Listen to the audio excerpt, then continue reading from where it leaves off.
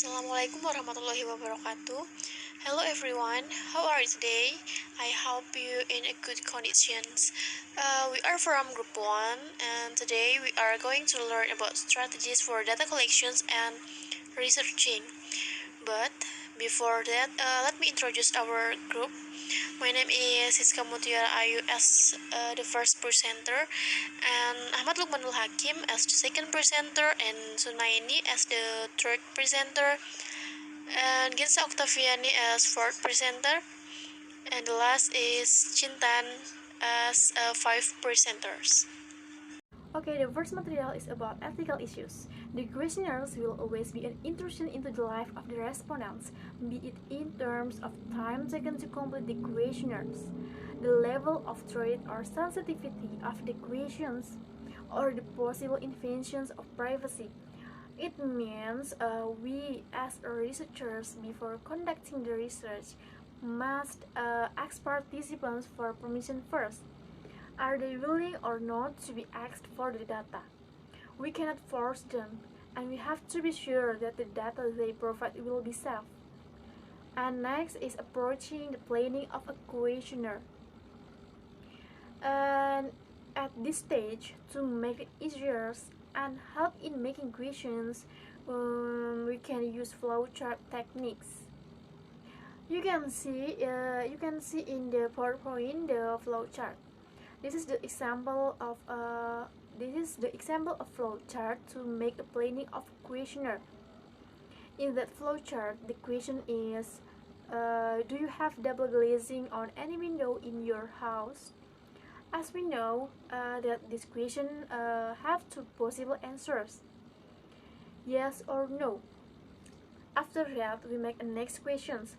If the respondent or participations answer yes, and also make questions for participation or respondent answer no.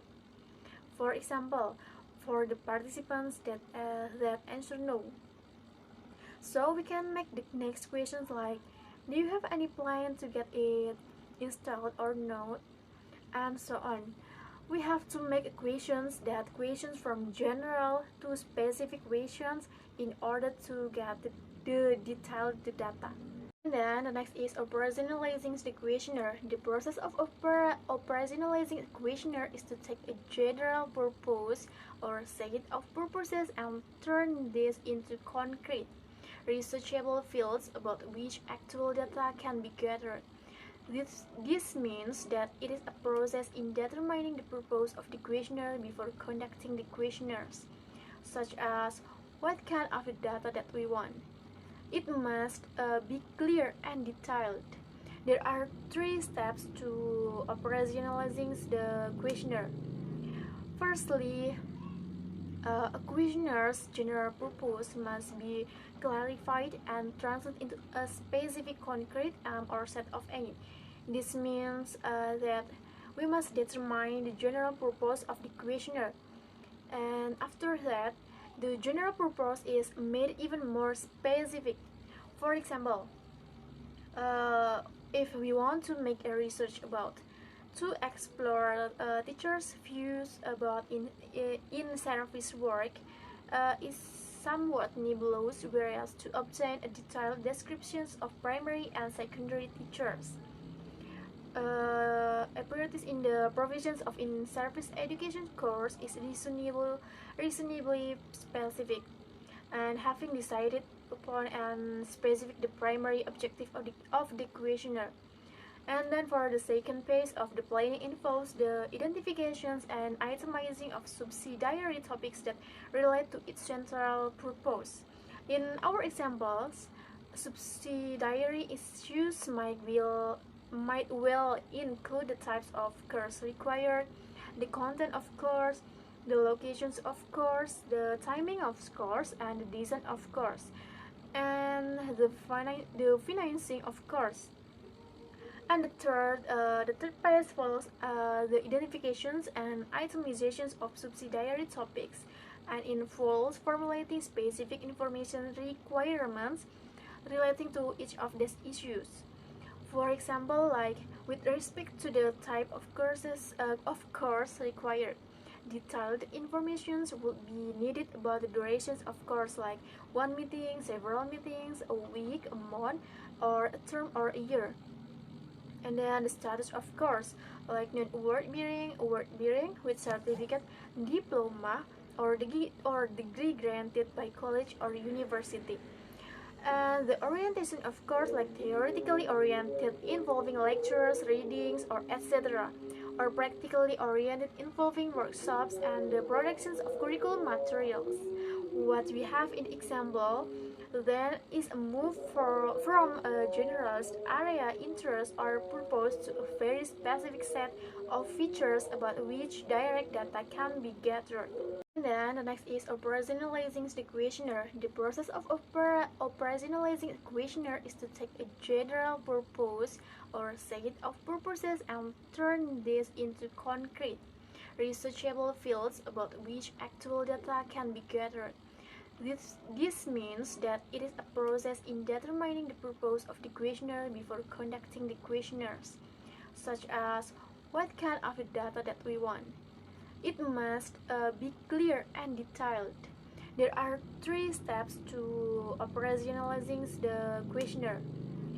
Firstly, a questionnaires general purpose must be clarified and translated into a specific concrete or set of aim. This means that we must determine the general purpose of the questionnaire, and after that, the general purpose is made even more specific. For example, if we want to make a research about to explore teachers' views about in-service work is somewhat nebulous, whereas to obtain a detailed descriptions of primary and secondary teachers. Apparatus in the provisions of in-service education course is reasonably specific, and having decided upon and specific the primary objective of the questionnaire. And then for the second phase of the planning involves the identifications and itemizing of subsidiary topics that relate to its central purpose.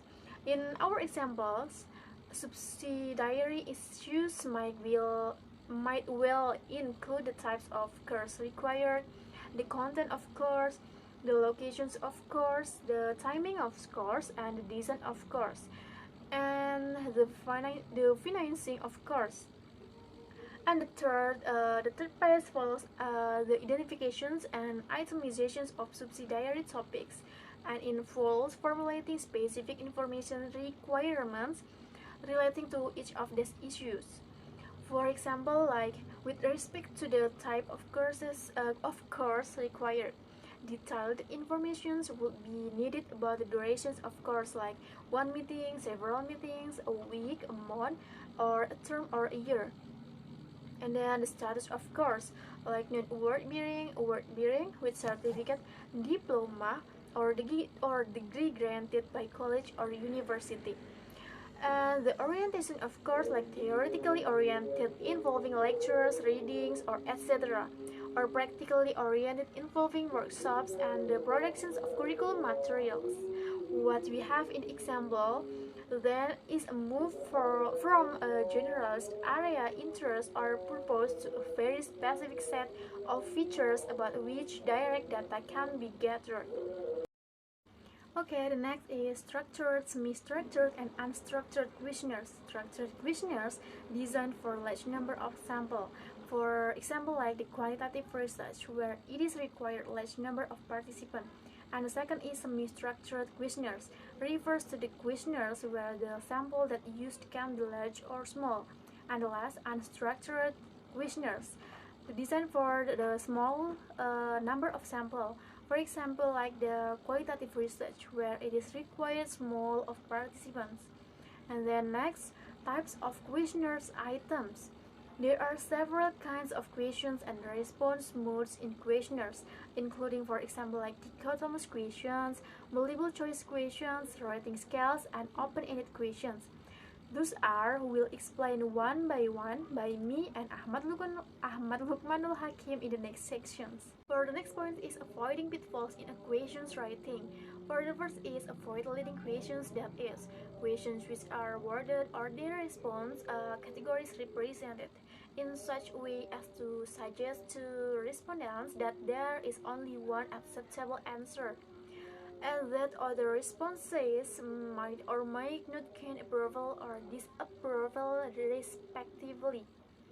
For example, like, do you prefer abstract academic type course or down to earth practically course that have some payoff in your day-to-day teachings? And the guidance here is to check the loudness or possible pejorative overtones of terms of or verbs. And the second is avoid highbrow questions even with sophisticated respondents. For example, what particular aspects of the current positivistic or interpretative debate would you like to see reflected in a course of developmental psychology aimed at a teacher audience, where the sample being surveyed is representative of the whole adult populations? Misunderstandings of what researchers take to be clear and ambiguous language are commonplace. And the third is avoid complex questions. For example, like, would you prefer a short, non-word-bearing course, 3, 4, or 5 sessions with part day release, like Wednesday or Wednesday afternoons, and one evening per week attendance with financial reimbursement for travel, or a longer non-word-bearing course, 6, 7, or 8 sessions with full day release, or the whole course designed on a part day release without evening attendance. And the fourth is avoid irritating questions or instructions. For example, have you ever attended an in-service course of any kind during your entire teaching career? If you are over 40 and have never attended an in-service course, put one tick in the box marked never and another in the box marked old.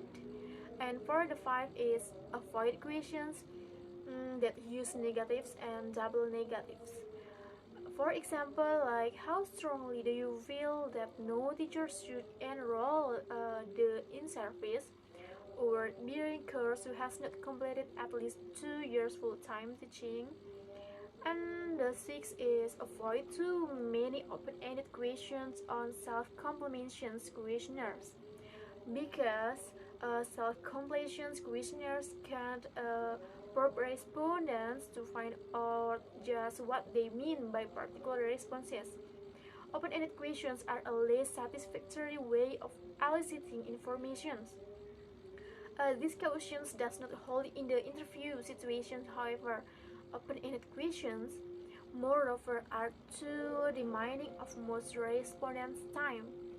And then the next is the rank order questions. The rank order questions is akin to the multiple choice questions in that it identifies options from which respondent can choose. Yet it moves beyond multiple choice items in that it asks the respondents to identify priorities. Rank ordering are the same as multiple choice. The difference is that if multiple choice, choose one of the answer which is the most correct. Meanwhile, the rating scales rank which ones are the most prioritized and which ones are not. For example, the questionnaires look like this: loyal, handsome, rich, smart, hate, and patient. From the criteria above, try to sort it out. Which one is the most important to the one that is not? Just rating scale. And the answer is like the first is rich, the second is loyal, the third is smart, the fourth is handsome, the fifth is patience, and the last is hate. And for the last material is about writing skills. Actually, there are four kind of writing skills.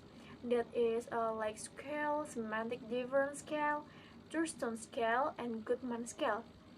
But in this case, we only focus in two of these. The first is Likert scales. a Likert scale named after its devisor Rancius Likert provides a range of response to given questions or statements. For example, all students should have access to free higher education. The first is strongly disagree, the second is disagree, the third neither agree, and the fourth nor disagree, and the fifth is strongly agree. The respondents or participants have to choose one of the five options.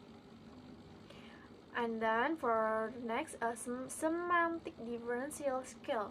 Semantic differential is a variation of a rating scale which operates by putting an adjective at one end of a scale and its opposite at the other. For example, how informative do you consider the new set of history textbooks to be?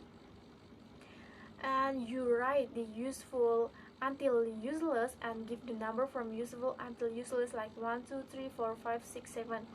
Then the respondent indicates on the scale by circling or putting a mark on that positions which most represents what she or he feels.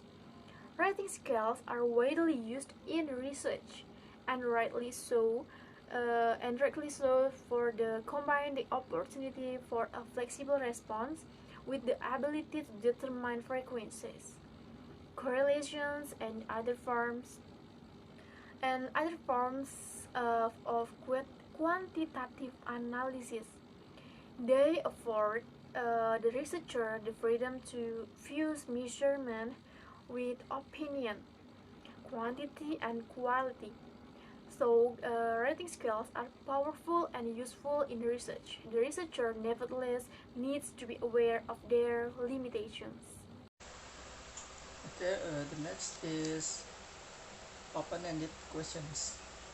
Open-ended questions here refers to the questionnaire that suitable for qualitative research. Why is it appropriate for qualitative research?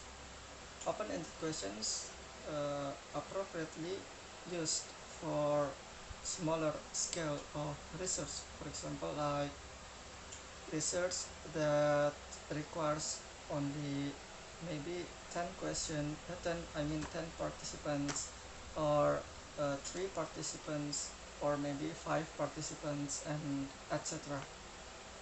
If we compare with close-ended questions such as dichotomous questions, rank ordering, or multiple choice, open-ended questions provides an elaboration from the respondent's answer when given the questions, while close-ended questions focus on the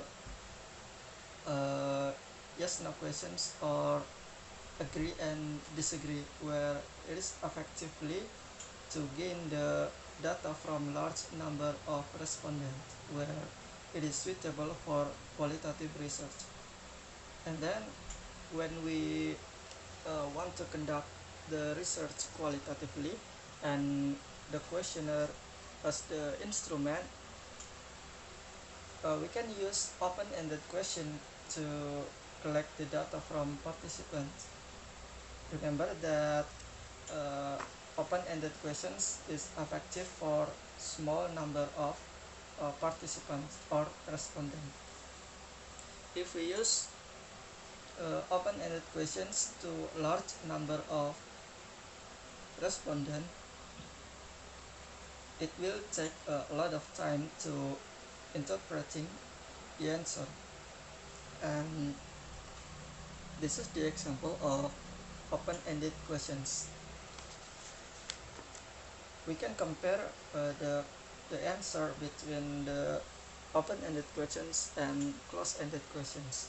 In close-ended questions, the answer just focus on yes/no questions and agree and disagree as the answer, while the open-ended questions here will generate detailed answer rather than close-ended questions such as the reason of answer, steps, opinion, maybe the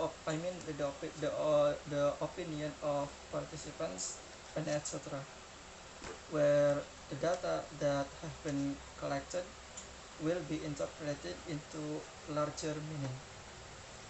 And the next is asking sensitive questions.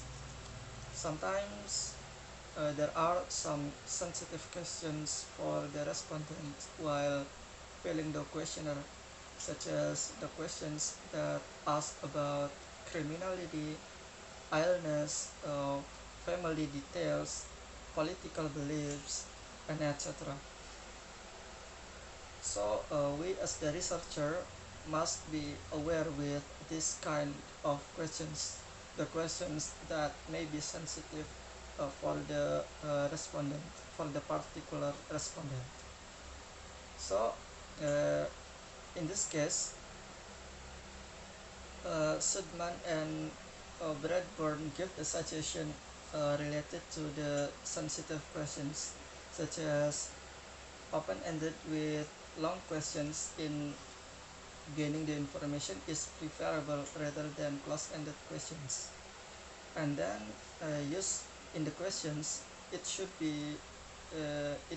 use the familiar word rather than uh, uh, unfamiliar word, and it should be carefully loading the questions. And the next is it should ask the previous behavior and then ask the current behavior. The next, ask respondent to keep their diary in order to increase the validity and reliability. And the last, uh, it should ask the respondent's view or opinion about sensitive topic that have been discussed. And then the next is sequencing the questionnaire. There are some sequences in generating the questionnaire where it is important to decide what kind of questions that will be placed early and what questions that should be asked later.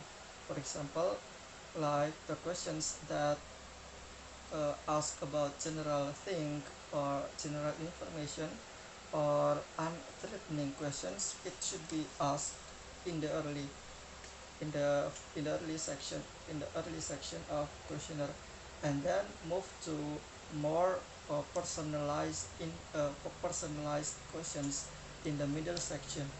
And then the questions that ask about sensitive questions, it should be asked in the last section of questionnaire, so the respondent will not feel intimidated in the early. And then the next is the layout of questionnaire.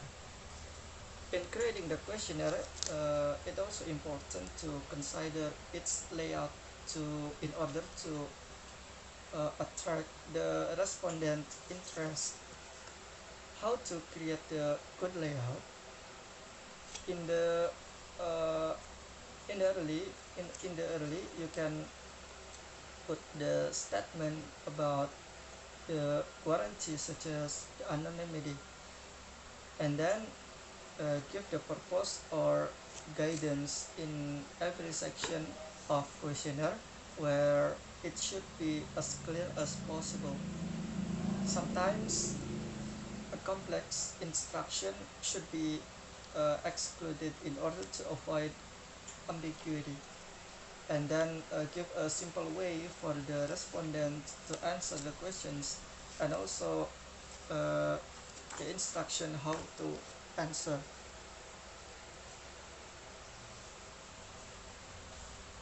When in in the other case, when we have many questions, for example like 60 questions, we should divide it or separate it into several sections.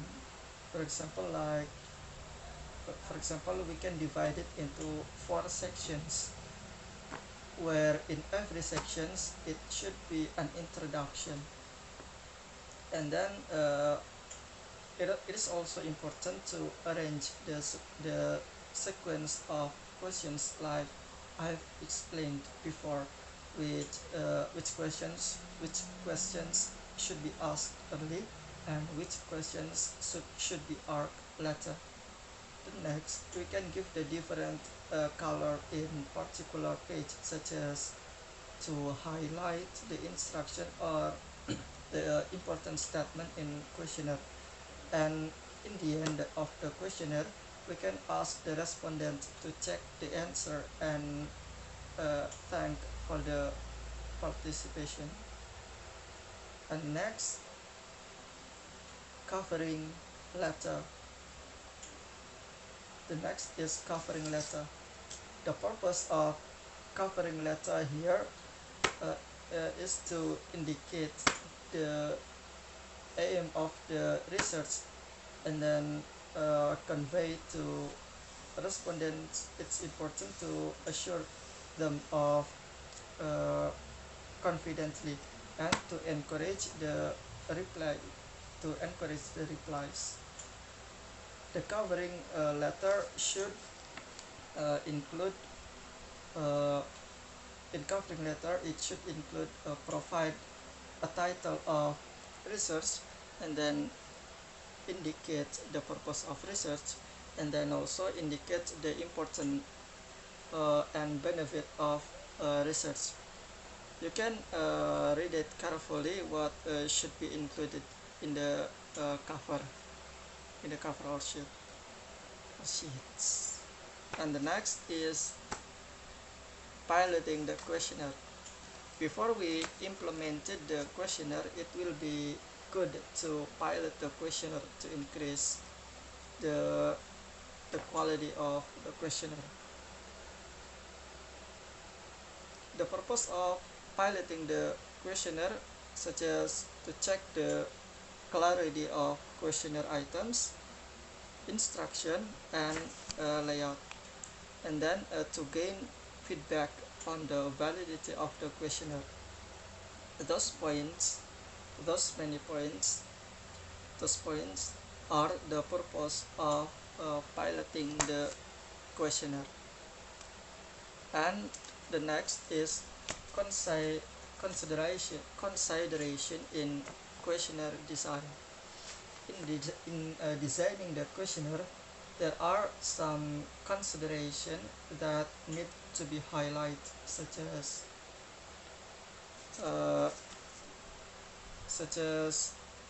in PowerPoint. There are some consideration, such as operationalizing the purpose, decide the type of questions, avoid leading the threatening questions, and etc. Those are the consideration in designing the questionnaire. And the next is postal questionnaire. It is related with mail or post.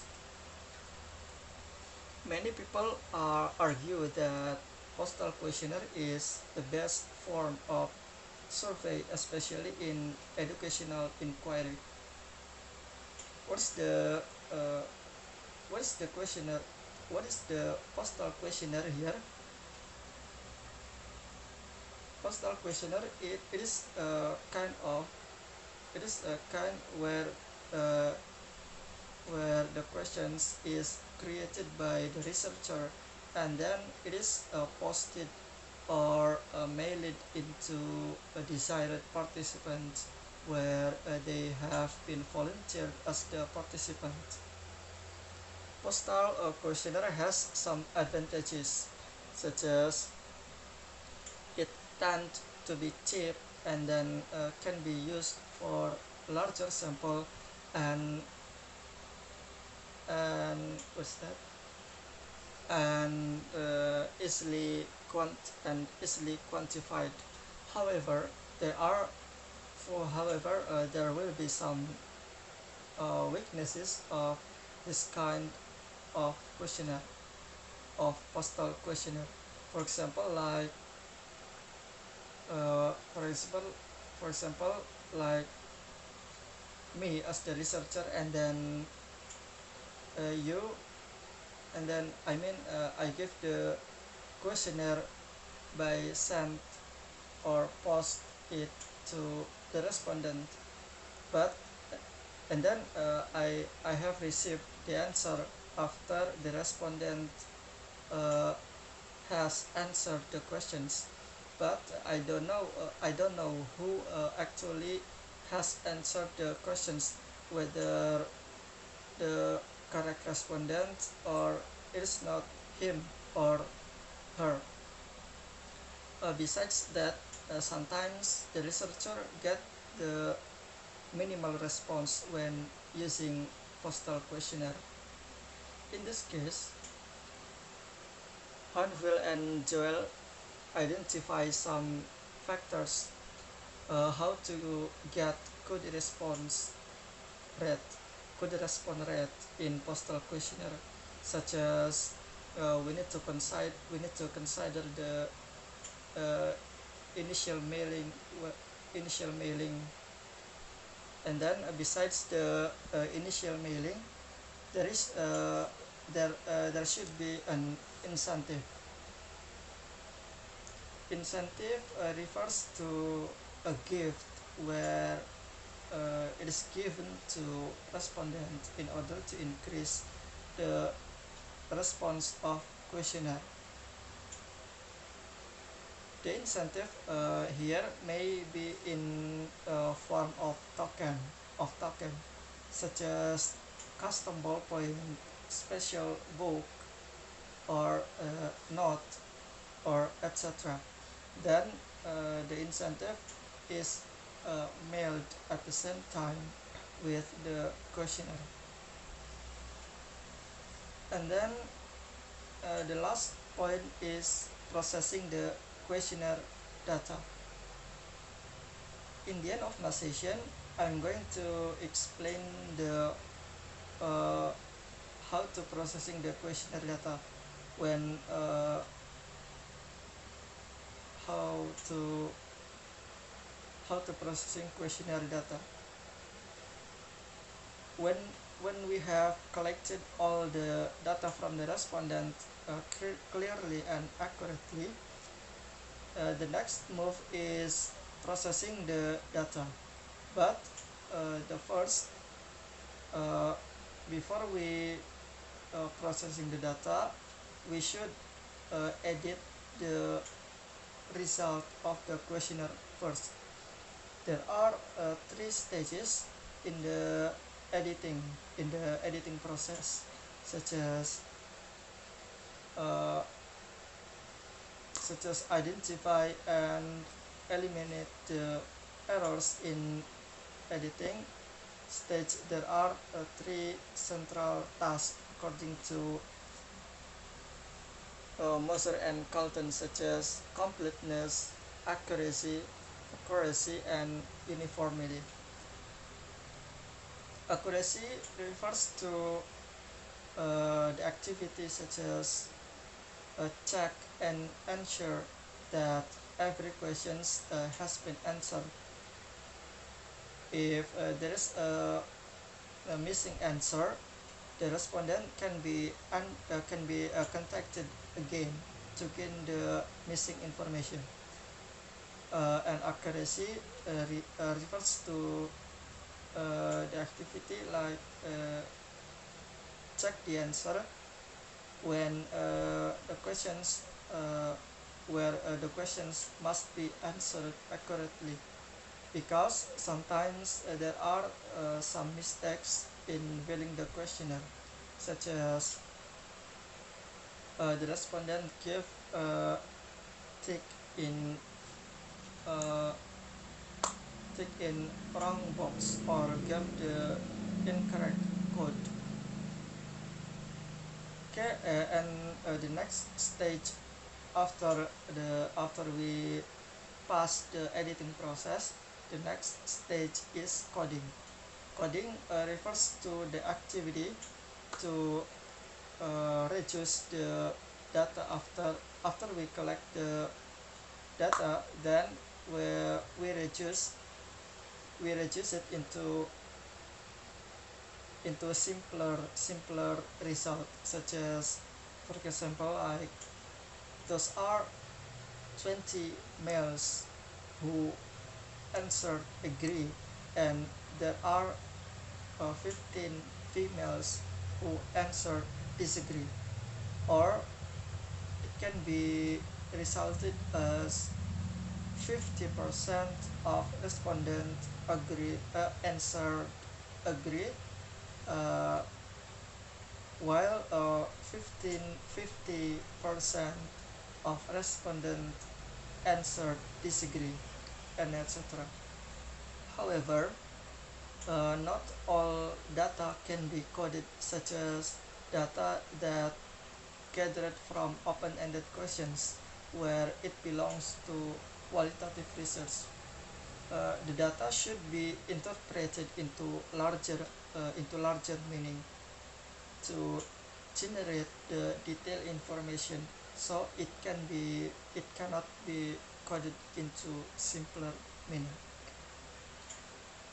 Okay, the next point is interview, where it will be explained by the next presenter. The next presenter, time is yours. Okay, I will explain about interview. The use of interviews in research marks a shift from viewing human subject as manipulate and data as external to individual, and towards knowledge generated between, often through conversation. Cavell, 1996. Regarding an interview, as Cavell remarks, as an interview, an interchange of views between two or more people on a topic of mutual interest, sees the centrality of human interaction for knowledge production, and emphasizes the social situatedness of research data. Okay, for the next is conceptions of the interview. Kidd would lucidly contrast three conceptions of it. The first conception is that of a potential means of pure information transfer and collection. A second conception of the interview is that of a transaction which inevitably has bias, which is to be recognized and controlled. According to this viewpoint, Kidd would explain that each participant in an interview will define the situation in a particular way. This fact can be best handled by building controls into the research design, for example, by having a range of interviewers with different biases. The interview is best understood in terms of a theory of motivation which recognizes a range of non-rational factors governing human behavior, like emotion, unconscious needs, and interpersonal influences. The third conception of the interview sees it as an encounter necessarily sharing many of the features of everyday life. What is required according to this view is not a technique for dealing with bias, but a theory of everyday life that takes account of the relevant features of interview. This may include role-playing, stereotyping, perception, and understanding. One of the strongest advocates of these viewpoints is Cy Correll, 1964, who lists 5 of the unavoidable features of the interview situation that would normally be regarded as problematic. Next is thematizing. Thematizing is formulate the purpose of an investigation and describe the concept of the topic to be investigated before the interview starts. The why and what of the investigation should be clarified before the questions of how method is posed. The preliminary stage of an interview study will be the point where the purpose of the research is decided. It may begin by outlining the theoretical basis of the study, its broad aims, its practical value, and the reason why the interview approach was chosen. There may then follow the translations of the general goals of the research into more detailed and specific objectives. This is the most important step, for only careful formulations of objective at this point will eventually produce the right kind of data necessary for satisfactory answer to the research problem. Okay, I will explain about interview. The use of interviews in research marks a shift from viewing human subject as manipulate and data as external to individual, and towards knowledge generated between, often through conversation. Cavell, 1996. Regarding an interview, as Cavell remarks, as an interview, an interchange of views between two or more people on a topic of mutual interest sees the centrality of human interaction for knowledge production and emphasize the social situatedness of research data. Okay, for the next is conceptions of the interview. Kidd would lucidly contrast three conceptions of it. The first conception is that of a potential means of pure information transfer and collection. A second conception of the interview is that of a transaction which inevitably has bias, which is to be recognized and controlled. According to this viewpoint, Kidd would explain that each participant in an interview will define the situation in a particular way. This fact can be best handled by building controls into the research design, for example, by having a range of interviewers with different biases. The interview is best understood in terms of a theory of motivation which recognizes a range of non-rational factors governing human behavior, like emotion, unconscious needs, and interpersonal influences. The third conception of the interview sees it as an encounter necessarily sharing many of the features of everyday life. What is required according to this view is not a technique for dealing with bias, but a theory of everyday life that takes account of the relevant features of interview. This may include role-playing, stereotyping, perception, and understanding. One of the strongest advocates of these viewpoints is Cy Correll, 1964, who lists 5 of the unavoidable features of the interview situation that would normally be regarded as problematic. Next is thematizing. Thematizing is formulate the purpose of an investigation and describe the concept of the topic to be investigated before the interview starts. The why and what of the investigation should be clarified before the questions of how method is posed. The preliminary stage of an interview study will be the point where the purpose of the research is decided. It may begin by outlining the theoretical basis of the study, its broad aims, its practical value, and the reason why the interview approach was chosen. There may then follow the translations of the general goals of the research into more detailed and specific objectives. This is the most important step, for only careful formulations of objective at this point will eventually produce the right kind of data necessary for satisfactory answer to the research problem. Next is types of interview. The number of types of interview given is frequently a function of the sources one reads. For example, Lecomte and Presley, 1993, give 6 types: standardized interview, in-depth interview, ethnographic interview, elite interviews, life history interview, focus group. Bogdan and Bicklin, 1992, add to this.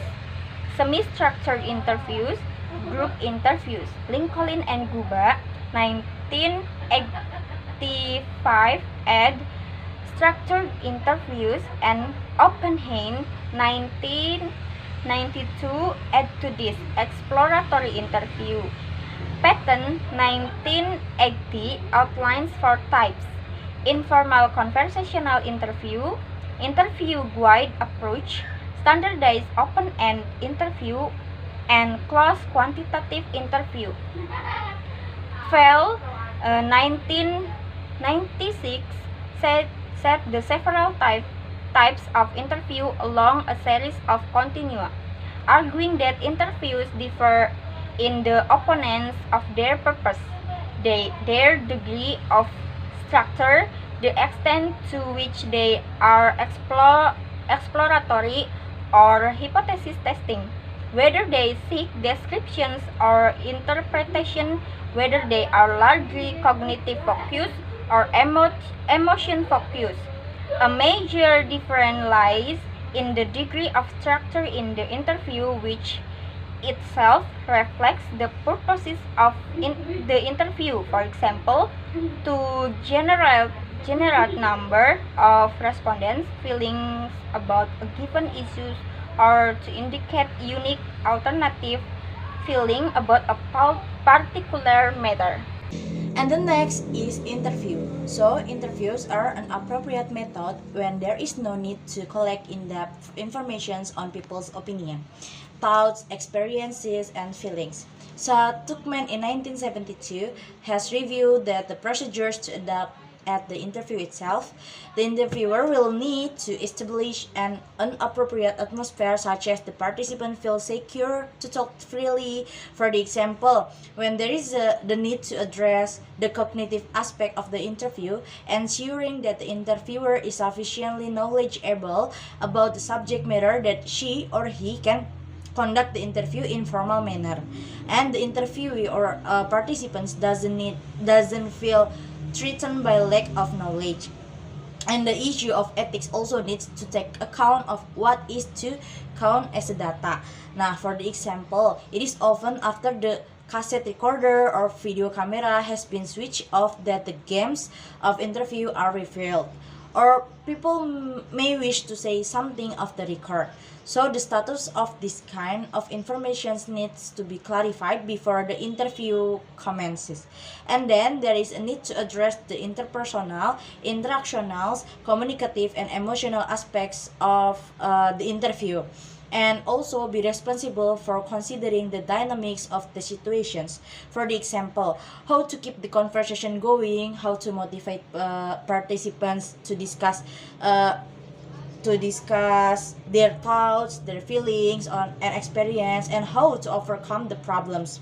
Now, as Feli suggests, the interview is not usually a reciprocal interactions between two equal participants, but it is important to keep the interview moving forward on and how to achieve these needs to be anticipated by the interviewer. For the example, by being clear on what wishes to finding out, or asking those questions that will elicit the kinds of data thought, or giving appropriate verbal and non-verbal feedback to the respondent during the interview.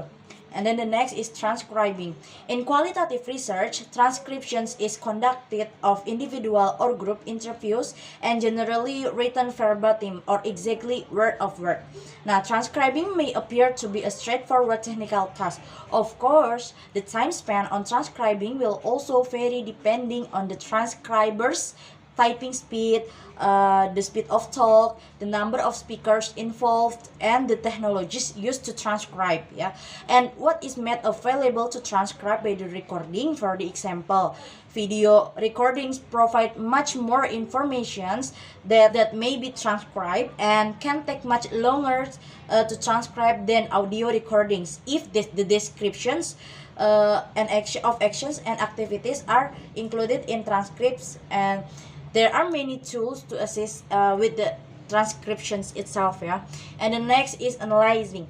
So having recorded the interviewer's response or the participant's response, either by summarizing it during of after the interview itself or verbatim by tape recorder, the researcher may subject it to content analysis and submit it to one of the available scoring procedures, scaling, scoring, ranking scoring, response or counting, and etc. Now the last is verifying. Vale in 1996 said that makes the point that validations must take place at all 7 stages of the interview based investigations. Yeah, stage 1 is thematizing. The theoretical underpinnings of the research must be sound, and the link between theory and research questions must be logical. Stage second is designing. So the research design must be adequate and sound in terms of methodology, operationalization, sampling, and ethical defensibility. Stage 3, interviewing. The data must be trustworthy and the interview must be conducted to the highest standard with validity and reliability checks being made as it unfolds. Stage 4, transcribing. The translations from oral and social media to a written medium should be faithful to key features of the original media. And the stage 5 is analyzing. The methods of analyze and interpretations of the data are faithful to the data. And the stage 6 is validating. Decisions are reached on the most appropriate forms of validity for the study and who the validators might be. And the last is reporting. The report fairly reflects the study and can be seen to be fair by the readers. And the last is reporting. So the nature of the reporting will be decided to some extent by the nature of the interviewing. For the example, a standard structured interview may yield numerical data that may be reported succinctly in tables and graphs, whilst a qualitative, word-based, open-ended interview will yield word-based accounts that take up considerably more space. Okay, and then the next point is focus group. Focus group are a form of group interview, to not in the sense of a backwards and forwards between interviewer and group. Rather, the reliance is on the interaction within the group who discuss a topic supplied by the researchers. Hence, the participants interact with each other rather than with the interviewer, such that the views of the participant can emerge. The participants rather than the researcher's agenda can predominate. It is from the interaction of the group that the data emerge. Focus group are contrived setting, bringing together a specifically choose sector of the population to discuss a particular given given theme or topic, where the interaction with the group lead to the data and outcomes. In the right and then in the right in PPT, ya, you can see the useful of focus group according Morgan and Kruger. There are orientation to a particular field of focus, and then developing themes, topic, and schedule for subsequent interviews and or questionnaires, and then generating hypotheses that derive from the insight and data from the group. And then generating and evaluating data from different subgroups of a population, and the last is gathering feedback from previous studies. So there are the useful of focus group according to Morgan and Krieger. Yeah. Okay, and the next point is the non-directive interview and the focus interview. It is a particularly valuable technique in that it gets at the deeper attitude and perception of the person being interviewed in such a way as to leave them free from interviewer bias. We should examine briefly the characteristic of the therapeutic interview and then consider its usefulness as a research tool in the social and educational science. The focus interview differ from other types of research interview in certain respect. Consider by Merton and Kendall, there are the person interviewed are known to have been involved in a particular situation. For example, I've watched a TV program or seen a film or read a book or article or have been a participant in a social situation, and then by means of the techniques of content analysis element, the situation which the research deemed significant have previously been analyzed by her. She has thus arrived at a set of hypotheses relating to the meaning and effect of the specified elements. And then, using her analysis as a basis, the investigator contrasts an interview guide. This identify the major areas of inquiry and the hypothesis which determine the relevant data to be obtained in the interview, and then the actual interview is focused on the subjective experience of the people who have been exposed to the situation. Their response enable the research both to test validity and of her hypothesis and to ascertain unanticipated response to the situation, thus giving rise to further hypotheses. From this, it can be seen that the distinctive feature of the focus interview is the prior analysis by the researcher of the situation in which subjects have been involved. Okay, we move the next point is telephone interviewing. Telephone interviewing is an important method of data collection and is common practice in survey research. Nias, Oppenheim, and Borg and Gold suggest several attractions to the telephone interviewing. It is sometimes cheaper than face-to-face in interviewing. It enables researchers to select respondents from a much more dispersed population than if they have to travel to meet the interviews. It is useful for gaining rapid responses to a structured questionnaires, and then monitoring and quality control are undertaken more easily since interviews are undertaken and administered centrally. Indeed, there are greater guarantees that the researchers actually carries out the interview as required. Callback costs are so slight as to enable frequent callback possible, enhancing reliability and contact. And then many groups, particularly of busy people, can be reached at times more convenient to them than if a visit were to be made. And then they are safer to undertake than, for example, having to visit dangerous neighborhood. And then they can be used to collect sensitive data as possible filling of threat of face-to-face question about awkward, embarrassing, or difficult matter is absent. And then the responses rate is higher than, for example, questionnaires.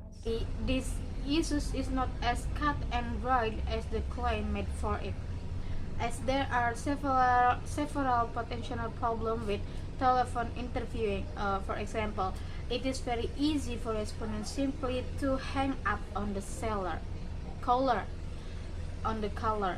There is change of scale sampling, as not all of the population have a telephone, often those lower income households. Perhaps the very people that the researchers wishes to target or can hear, the old and the second language speaker, in addition to those with hearing difficulties. And then there is a lower response rate at weekends. Some people have a deep dislike of telephone that sometimes extends to a phobia, and this inhibits their responses or willingness to participate. The next example, respondent may not disclose information because of uncertainty about actual, even to promise confidentiality. Many respondents, up to 25%, according Oppenheim, will be ex-directory, and so their number will not be available in telephone directories. Non-respondent may withhold important information or tell lies, as the nonverbal behavior that frequently accompanies this is not witnessed by the interviewers. And the example, it is often more difficult for complete stranger to communicate by telephone than face-to-face, particularly as nonverbal cues are absent. And then respondents are naturally suspicious, for example, of caller trying to sell a product. It's called promotion. And then one telephone might be shared by several people. And the last example, responses are difficult to write down or record during the interview. Okay, we move to the last point, is ethical issues in interviewing. Interviews have an ethical dimension.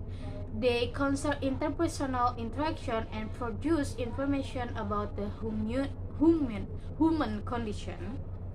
One can identify three main areas of ethical issues here: informed consent, confidentiality, and then the consequence of the interviews. Each is problematic.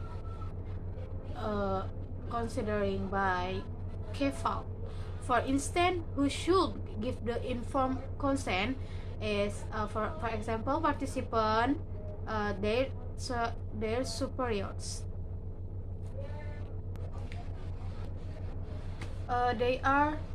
It is possible to raise some ethical question to which answer need to be given before the interviews commence. These issues by no means an exhaustive list are not exclusive to the research interview, too. They are highly applicable here. Okay, I think it's enough for us. Thank you for watching. Wassalamualaikum warahmatullahi wabarakatuh.